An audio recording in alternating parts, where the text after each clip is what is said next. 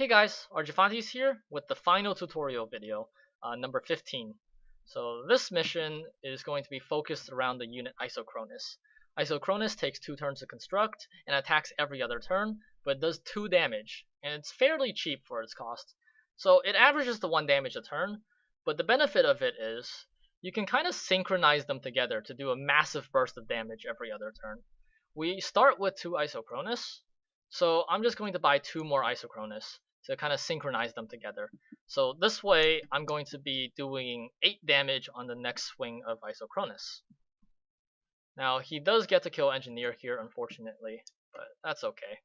On this turn, I'm actually just going to buy a Blast Forge and a Drone. So with Isocronus, it's very important to plan ahead. You want to have enough gold to buy everything you need.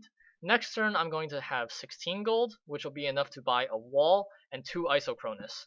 So I'm not going to buy anything else, no more engineers for me or anything like that. I'm just going to save up my gold.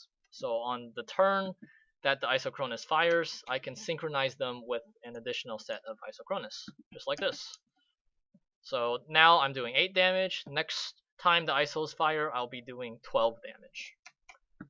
On the off turn, I realize that I have 25 gold.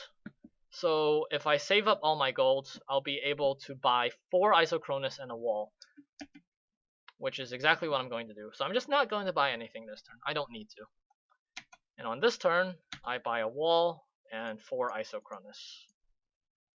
So very important to plan ahead. You have to make sure you have enough to buy the Isocronus. So oftentimes it's worth it just to save your gold on the off turns. Unfortunately, I wasn't able to buy engineers because my gold worked out pretty well buying the Isos and walls. So he's only attacking for 3, so I just have to lose a wall here. But this is okay. On the off turn, once again, we can actually just leave a drone back. So he's doing 3 damage. I can just lose drone on top of wall instead of losing the full wall. And with the remaining gold, I'm going to buy a Xeno Guardian, which is just a very efficient defender. It does 1 damage and has 4 health, so I can absorb for 3 every turn. And remaining gold, I'm just going to spend on engineers. And this will leave me with enough gold after losing the drone to buy my remaining 2 Isocronus. And because of the huge burst of damage, I actually get to breach for 1, so I'm just going to kill a drone here.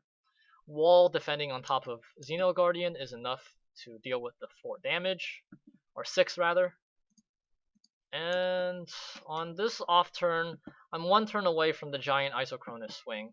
So I'm actually going to buy a bunch of Gauss charges. Again, Gauss charges just do 1 damage each, and they're just temporary damage.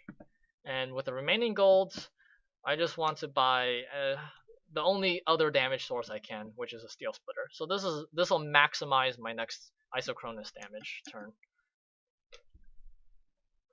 And he's only doing 3 damage this turn, which means Xeno Guardian defends exactly.